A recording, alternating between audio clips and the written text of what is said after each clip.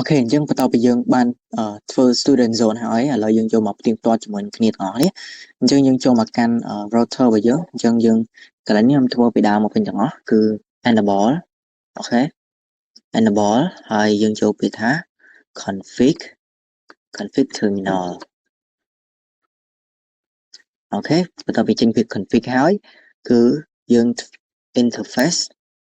មុនហ្នឹងគឺយើងរើស gig/0/0/0 ឥឡូវយើងចូលមកកាន់ /0/0/1 វិញម្ដង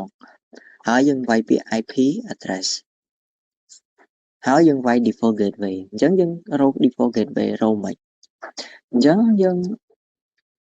អានេះ200 host ឥឡូវយើងមកកណនាទាំងអស់គ្នាអញ្ចឹងនៅក្នុងនេះគឺមានកន្លែងនេះត្រឹមនេះគឺ8 bit ត្រូវអញ្ចឹងបើសិនបើ200 host 200 host អញ្ចឹងប្រកាសជាកន្លែងនេះអត់128គឺតូចជាង200អញ្ចឹងយើងអត់យកយើងត្រូវយកលើសជាងនោះគឺប្រកាសជា2ស្វ័យគុណ8ទេត្រូវហើយបានស្មើនឹង256អញ្ចឹងយើងយក2ស្វ័យគុណ8មកហើយបន្តមកទៀតយើងយក32ដក1 8មកបន្តមកអូ sorry រឿង slow តោះគ្នាតោះអូខេចាញ់ហើយអញ្ចឹង32ដកជាមួយនឹង8វាស្មើប៉ុន្មានស្មើ24ដែរតោះ32ដកជាមួយនឹង8ស្មើនឹង24អូខេត្រូវហើយអញ្ចឹងបើសិនបើស្មើនឹង24យើងដឹងហើយនៅក្នុង class ណា24របស់យើងគឺនៅក្នុង class C ដែរនេះ class C អូខេតោះអញ្ចឹងយើងចូលមកកាន់ calculator របស់យើង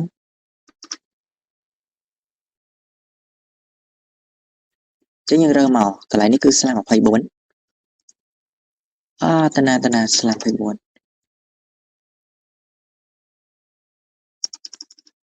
ចាប់ហើយគ្នា slow តោះ192.168ចុចឥឡូវចុចប៉ុន្មានទៀតយកចុចប៉ុន្មានទៅនៅក្នុងចន្លោះ class C ហ្នឹង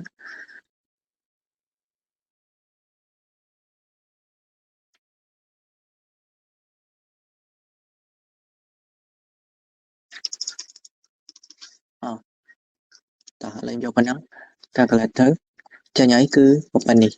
256ពីលើអត់បញ្ហាទេអូខេអញ្ចឹងយើងដឹងហើយកន្លែងនេះគឺ default gateway របស់យើងគឺ the first rank usable rank ណា the first usable rank អូខេ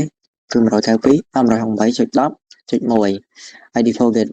subnet mask របស់យើងគឺ255.255.0 អញ្ចឹងចុច default gateway 10.1 តោះអញ្ចឹងយើងវាយ default gateway 192.168.10.1 ដក clear មកស្លា24របស់យើងគឺ255.255.0 enter ហើយយើង exit មកខ្ញុំភ្លេច no shutdown នេះឃើញកន្លែងនេះក្រហមហ៎អញ្ចឹងយើង no shutdown មកមួយមកយើងចង់ no shutdown មុនក៏បានខាងក្រោយនេះក៏បានដែរអត់បញ្ហាទេអញ្ចឹង no shutdown អូខេហើយបន្តមកទៀតយើង exit មកអត់បញ្ហាទេហើយឥឡូវខ្ញុំសុំទុកវាសិនដាក់មកបើយើងនៅលើហ្នឹងទៅចាញ់ហើយគឺ192.168អាមួយទៀតចុច 10.1 ស្លា24អាមួយស្លា26អូខេតោះសអយើងភ្លេច save មួយទៀត sorry តោះឥឡូវយើងទៅបញ្ចប់ហ្មងយើង exit មកអូខេចប់ហើយយើងចង់ end ក៏បានអីក៏បានយើងចង់កន្លែងនេះយើងមិនបាច់ចាំចុច exit ក៏បានដែរយើងចុច end ទៅគឺចប់ហើយអញ្ចឹងអានេះខ្ញុំចុច exit ម្ដងមួយអញ្ចឹងទៅវារៀងយូរអូខេអញ្ចឹងយើង write memory មក write memory អូខេហើយយើង enter មកចុច OK ចុច OK តាមគេមកហើយចប់ហើយអូខេតោះ